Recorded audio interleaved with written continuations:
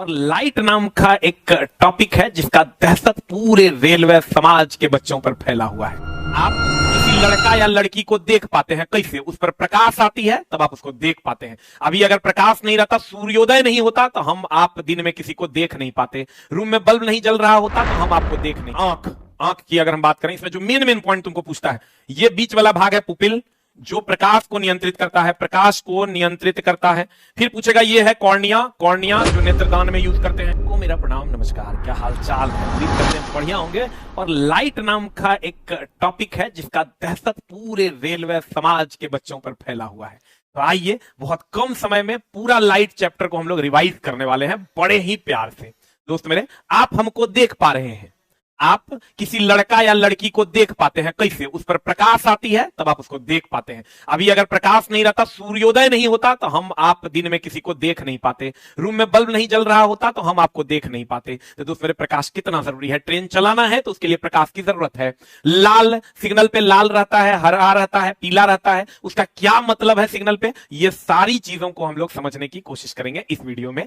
गौर फरमाइएगा। पहला दर्पण है समतल दर्पण। कौन दर्पण दोस्त मेरे? समतल दर्पण। ध्यान से समझिएगा, पहला ही हेडिंग है आपका समतल दर्पण। पहला हेडिंग क्या है दोस्त मेरे? समतल दर्पण। कौन दर्पण? समतल दर्पण, जिसको आप प्लेन मिरर कहते हैं। समतल दर्पण की अगर हम बात करें, जितनी दूरी पर वस्तु रहेगा, अगर 25 सेंटीमीटर की दूरी पर वस्तु है तो 25 सेंटीमीटर की दूरी पर ही प्रतिबिंब बनेगा। अर्थात अगर हम दर्पण से 25 सेंटीमीटर की दूरी पर हैं तो प्रतिबिंब भी 25 सेंटीमीटर की दूरी पर बनेगा। अगर भी मीटर पर सेकंड के वेग से कोई वस्तु जा रही है तो वस्तु जा रही है दर्पण की ओर, तो उसे 2 भी मीटर पर सेकंड से प्रतिबिंब दौड़ता हुआ प्रतीत होगा।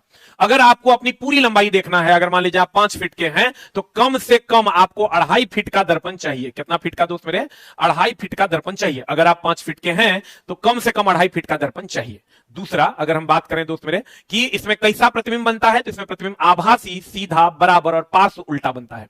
Imaginary, vertical, equal, laterally inverted. मतलब आभासी काल्पनिक प्रतिबिंब पूरे दर्पण में, पूरे लेंस में हमेशा सीधा होगा। कल्पना हमेशा सीधी होती है। कभी हम सोचते हैं, कल्पना करते हैं काश हमको कोई मार रहा होता। कभी कोई कल्पना हमेशा नहीं करते हैं, क्योंकि काल्पनिक कल्पना हमेशा सीधी होती है। आप सोचते हैं काश हम डोनाल्ड ट्रंप होते, मोदी जी होते, लालू जी होते, नीतीश कुमार जी होते। तो कल्पना को ही आभासी कहते हैं। आभासी हमेशा सीधा होता है और बराबर भी होता है। जितना बड़ा वस्तु होगा उतने बड़ा प्रतिबिंब बनेगा, लेकिन पार्श्व उल्टा होगा। मतलब लेफ्ट उठाओगे तो राइट उठा हुआ दिखाई देगा, राइट उठाओगे तो लेफ्ट उठा हुआ दिखाई देगा। उसके बाद अगर हम चलें दोस्त मेरे, तो इसका उपयोग कहां कहां करते हैं समतल दर्पण का? पेरिस्कोप में। पेरिस्कोप कहां होता है? समुद्र के अंदर छिपकर सतह की चीजों को देखना। कैलिडोस्कोप में रंगीन चित्रों को देखने के लिए हम लोग समतल दर्पण का उपयोग करते हैं। और इसके पीछे जो कलई किया हुआ है दोस्त मेरे, ये कलई होता है सिल्वर नाइट्रेट का, क्योंकि ये बहुत अच्छा परावर्तक है। ये सबसे अच्छा परावर्तक है, इसलिए सिल्वर नाइट्रेट का कलई किया हुआ होता है। चलिए एक बार शॉर्ट रिवीजन करते हैं। समतल दर्पण में जितनी दूरी पर वस्तु होगा उतनी ही दूरी पर प्रतिबिंब बनेगा। अगर भी मीटर पर सेकंड से वस्तु दौड़ेगा दर्पण की ओर तो उसे प्रतिबिंब 2 भी मीटर पर सेकंड से दौड़ता हुआ प्रतीत होगा। और अगर पूरी लंबाई देखने के लिए कम से कम आधी लंबाई का दर्पण होना चाहिए। इसमें जो प्रतिबिंब बनेगा आभासी, सीधा, बराबर और पार्श्व उल्टा। बहुत कम समय में हम पूरा रिवीजन करने जा रहे हैं। और ये पेरिस्कोप में, कैलिडोस्कोप में और सिल्वर नाइट्रेट का लेप क्यों रहता है? क्योंकि इसकी परावर्तक सतह जो होती है उस पर सिल्वर नाइट्रेट का लेप रहता है। इसका जो वक्रता केंद्र होगा वो अनंत पर होगा, क्योंकि सीधी रेखा का केंद्र बिंदु कहां होता है? अनंत पर होता है। और अगर 2 समानांतर दर्पण हम लेते हैं तो इसमें जो प्रतिबिंबों की संख्या होगी अनंत, जिसमें दूसरा प्रतिबिंब सबसे अधिक स्पष्ट होगा। इतने बात इससे पूछा जाता है। चलिए हम लोग आगे बढ़ते हैं। अब गोलीय, ये तो समतल दर्पण हो गया। अब गोलीय दर्पण में आते हैं। गोलीय दर्पण 2 प्रकार का होता है। इस एक गोले का भाग होता है। ऐसे करोगे तो अवतल दर्पण, ऐसे करोगे तो उत्तल दर्पण। अवतल दर्पण कॉनकेव मिरर, उत्तल दर्पण कॉन्वेक्स मिरर। अब ध्यान से देखिएगा दोस्त मेरे, अवतल दर्पण की परावर्तक सतह अंदर की ओर धसी हुई होती है। अवतल दर्पण की, उत्तल दर्पण की बाहर की ओर उभरी हुई होती है। और दोस्त मेरे, यहां से यहां तक का जो डिस्टेंस होता है इसको हम लोग एफ कहते हैं। और ये इधर नहीं, ये डिस्टेंस जो होता है वो आर होता है। एफ बराबर होता है r/2। इसको हम लोग अभिसारी दर्पण कहते हैं। क्यों कहते हैं अभिसारी? कन्वर्जिंग कहते हैं, कन्वर्जिंग मिरर कहते हैं।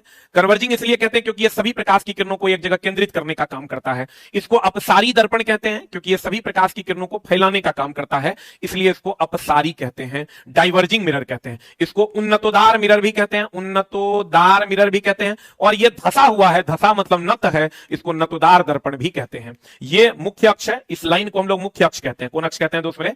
मुख्य अक्ष का गुण क्या है? ये रेखा काल्पनिक है, दर्पण पर 90 डिग्री का कोण बनाती है। मुख्य अक्ष की अगर हम बात करें, मुख्य अक्ष की अगर हम बात करें दोस्त मेरे, तो मुख्य अक्ष की अगर हम बात करें, मुख्य अक्ष एक काल्पनिक रेखा है जो दर्पण के पोल से होकर गुजरती है, 90 डिग्री पर लंब होती है और दर्पण के दोनों ओर इधर भी और उधर भी होता है। अब अगर हम आ जाएं, इसको हम लोग अभिसारी दर्पण कहते हैं, इसको अभिसारी दर्पण कहते हैं। दर्पण का पर जो केंद्र होगा, इस दर्पण पर जो केंद्र होगा इसको हम लोग पोल या ध्रुव कहते हैं, और दर्पण का जो केंद्र होगा उसको हम लोग सेंटर कहते हैं।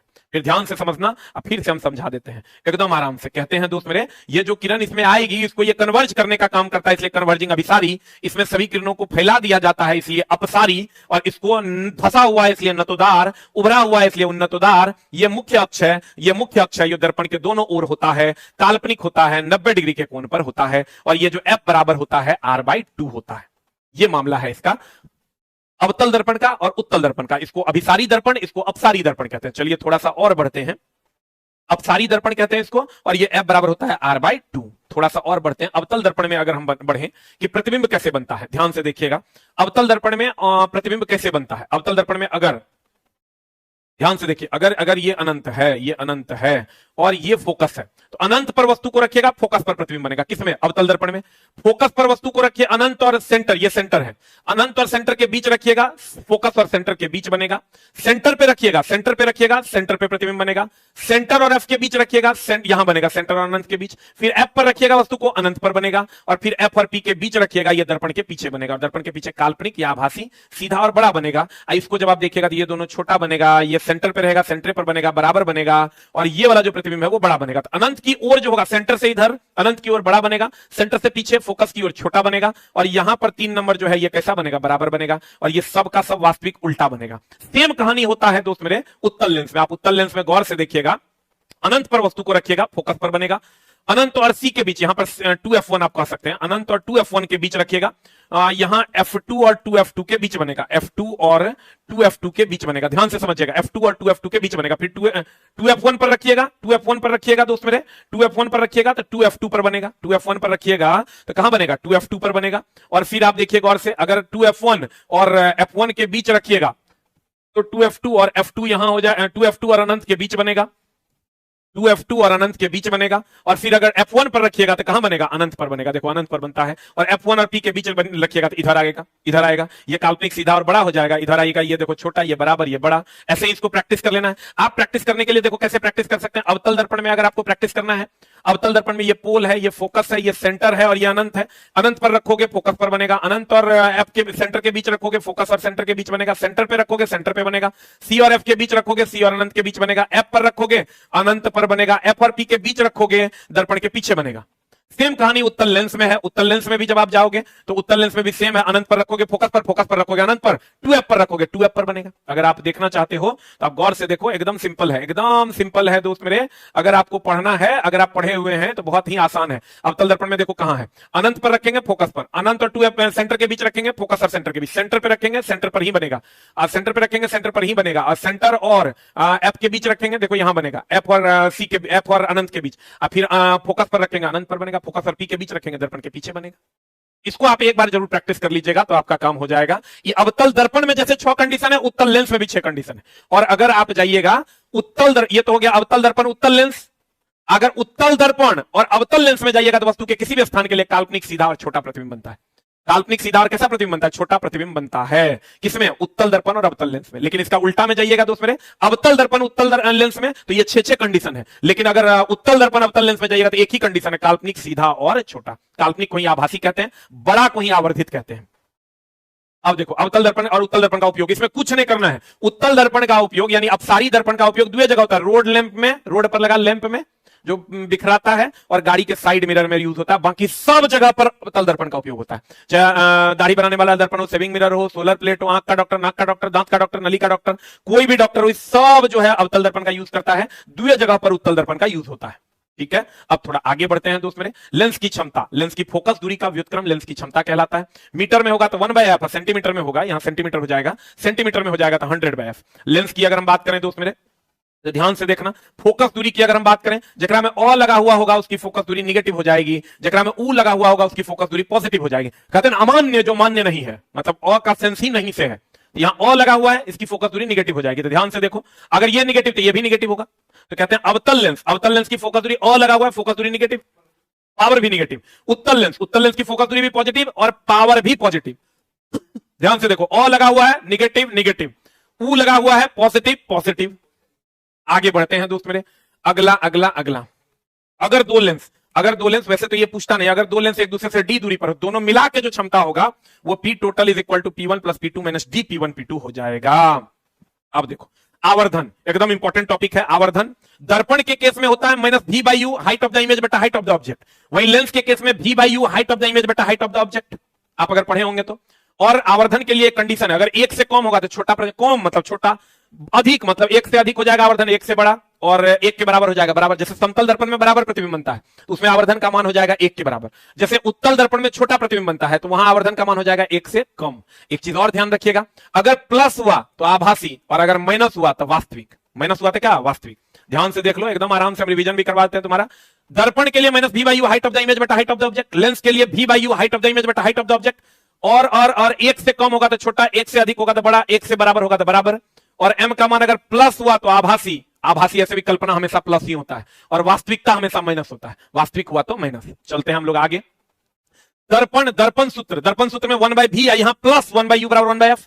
u वस्तु दूरी, v प्रतिबिंब दूरी, f फोकस दूरी, और अगर लेंस फॉर्मूला में चले तो 1/v माइनस 1/u बराबर 1/f हो जाएगा। प्लस दर्पण माइनस लेंस, पहले दर्पण पढ़े थे ना तो पहले प्लस, बाद में लेंस पढ़े ना तो बाद में माइनस हो जाएगा, और f बराबर r/2 दर्पण में होता है। अब देखो निकट दृष्टि दोष में क्या होता है, निकट दृष्टि दोष में दोस्त मेरे लेंस मोटा हो जाता है। लेंस मोटा हो जाता है तो इसकी फोकस दूरी जो होती है वो घट जाती है। और आप याद रखिएगा, हम एकदम शॉर्टकट अभी आपको रिवीजन के लिए बता रहे हैं, ये क्लास रिवीजन के लिए है दोस्त मेरे, 15 घंटा लगता है हमको स्लाइड पढ़ाने में। निकट दृष्टि दोष में अवतल लेंस का प्रयोग करते हैं और दूर दृष्टि दोष में उत्तल लेंस का प्रयोग करते हैं। बड़का में बड़का स्पेलिंग और छोटका में छोटका स्पेलिंग, ये ध्यान रखिएगा। तो निकट दृष्टि दोष में लेंस मोटा हो जाता है, फोकस दूरी घट जाती है, इसमें अवतल लेंस, इसे मायोपिया कहते हैं। निकट दृष्टि दोष को मायोपिया, दूर दृष्टि दोष को हाइपरमेट्रोपिया। निकट की वस्तु स्पष्ट दिखाई देती है पर दूर की नहीं। निकट दृष्टि दोष में निकट का दिखता है लेकिन दूर का नहीं दिखता। प्रतिबिंब रेटिना से पहले यहां बन जाता है, यहां, क्योंकि अगर फोकस दूरी घट जाएगा तो फोकस करना चाहिए था यहां, रेटिना पर कर देता है पहले। इसका ठीक उल्टा होता है दोस्त मेरे दूर दृष्टि दोष में, इसमें लेंस पतला हो जाता है, तो लेंस पतला हो जाएगा तो उसकी फोकस दूरी बढ़ जाती है। इसमें उसका उपचार है उत्तल लेंस, इसे हाइपरमेट्रोपिया कहते हैं। इसमें दूर की वस्तु स्पष्ट दिखती है तथा निकट की नहीं। प्रतिबिंब रेटिना के पीछे जाकर बन जाता है क्योंकि फोकस दूरी इसमें बढ़ जाती है। इसमें फोकस दूरी क्या हो जाती है, बढ़ जाती है। आज जब दोनों दोष हो, ना निकटे दिखे ना दूरे दिखे, उसको कहते हैं हम लोग जरा दृष्टि दोष। इसमें सिलियरी मांसपेशियां कमजोर होती है, बाइफोकल लेंस, ना निकट दिखता है ना दूर, इसमें दोनों की वस्तु स्पष्ट दिखाई नहीं देती है। इसका उपयोग हम लोग बाइफोकल लेंस लगा के, मतलब दोनों, जब दोनों नहीं दिख रहा था अवतलो लगा लो, उत्तलो लगा लो। फिर इसके बाद है दोस्त मेरे अबिंदुकता, इसमें कॉर्निया ठीक से गोलाकार ना होना। बेलनाकार लेंस, इसमें क्षैतिज एवं ऊर्ध्वाधर रेखा में अंतर नहीं कर पाता, इसको कभी नहीं पूछता है। मोतियाबिंद हो गया, लेंस के ऊपर अपारदर्शी, ये लेंस है, आंख का लेंस है, इसके ऊपर अपारदर्शी झिल्ली बन जाता है, इसका उपचार है, इसका ऑपरेशन करवा दो। उसके बाद है दोस्त मेरे मोतियाबिंद, देखो यही होता है, मोतियाबिंद में अपारदर्शी झिल्ली बन जाता है। उसके बाद है मरणांधता, क्रोमोसोम की गड़बड़ी के कारण होता है, इसका कोई इलाज नहीं है और ये आनुवांशिक बीमारी है। चलो आगे बढ़ते हैं, आगे बढ़ते हैं दोस्त मेरे। आंख की अगर हम बात करें, इसमें जो मेन पॉइंट तुमको पूछता है, ये बीच वाला भाग है पुपिल, जो प्रकाश को नियंत्रित करता है, प्रकाश को नियंत्रित करता है। फिर पूछेगा ये है कॉर्निया, कॉर्निया जो नेत्रदान में यूज करते हैं, कॉर्निया जो नेत्रदान में यूज करते हैं, नेत्रदान में यूज करते हैं। फिर ये वाला जो भाग है इसको कहते हैं आइरिस, जिसके कारण आंखों का रंग होता है, आंखों का रंग होता है। सबसे पीछे वाला जो भाग है, सबसे पीछे वाला जो भाग होता है रेटिना, इस पर किसी वस्तु का प्रतिबिंब बनता है। कैसा, काल्पनिक, वास्तविक, वास्तविक, वास्तविक, उल्टा और वस्तु से छोटा। मस्तिष्क की समंजन क्षमता के कारण हम सीधा देख पाते हैं। तो मेनली यही क्वेश्चन पूछा जाता है आंख से। नेत्रदान में कॉर्निया, प्रतिबिंब कहां बनता है, रेटिना पर। प्रकाश को नियंत्रित कौन करता है, पुपिल। आइरिस के कारण रंग होता है किसका, आंख का।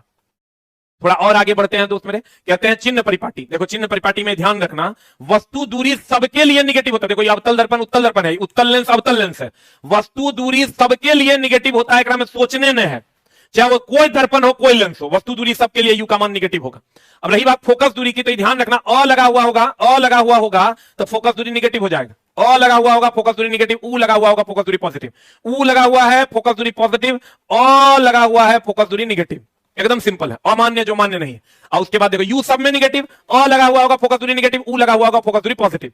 अब रही बात दोस्त मेरे वास्तविक और काल्पनिक की, देखो यहां वास्तविक निगेटिव होता है दर्पण में, यहां वास्तविक पॉजिटिव होता है, यहां काल्पनिक पॉजिटिव होता है, यहां काल्पनिक निगेटिव होता है। पहले बच्चों आपने क्या सीखा, हर जगह यू का मान निगेटिव, अ लगा हुआ होगा फोकस दूरी निगेटिव, ऊ लगा हुआ होगा फोकस दूरी पॉजिटिव।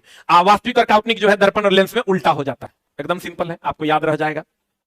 अब लेंस, पठन लेंस के लिए हम लोग, पढ़ने के लिए हम लोग उत्तल लेंस का प्रयोग करते हैं। कौन लेंस का, उत्तल लेंस का प्रयोग पढ़ने के लिए करते हैं, क्योंकि इसमें प्रतिबिंब बड़ा होकर दिखाई देता है, अवतल में छोटा दिखाई देता है। अपवर्तनांक, अपवर्तनांक की अगर हम बात करें, इसका फॉर्मूला होता है निर्वात में प्रकाश का वेग या तरंग दैर्ध्य बटा माध्यम में प्रकाश का वेग या तरंग दैर्ध्य। इसका कोई मात्रक और बीमा नहीं होता।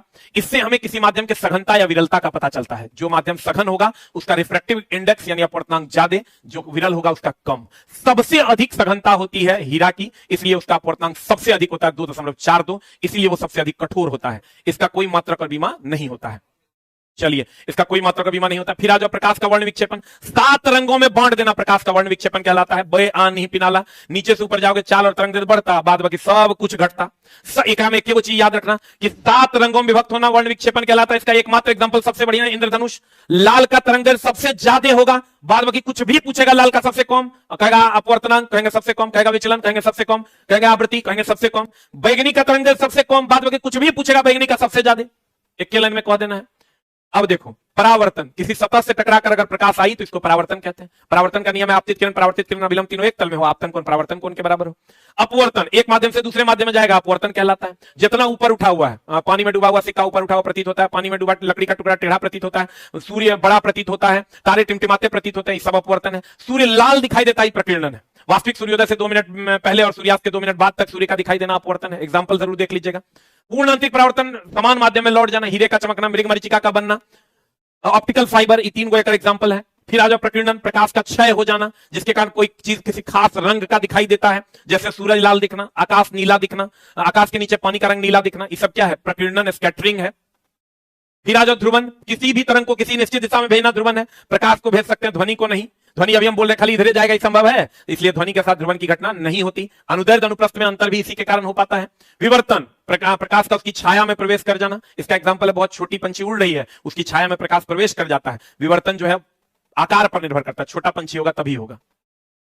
फिर आ जाओ व्यतिकरण, कभी कभी चमकना, जैसे पानी में मिट्टी के तेल का कभी कभी चमकना, जल पर साबुन के बुलबुले का कभी कभी चमकना, व्यतिकरण है। वर्ण विक्षेपण अभी तुरंत बताए, 7 रंगों में विभक्त होना, जैसे इंद्रधनुष का बनना, ये सब क्या है? वर्ण विक्षेपण है।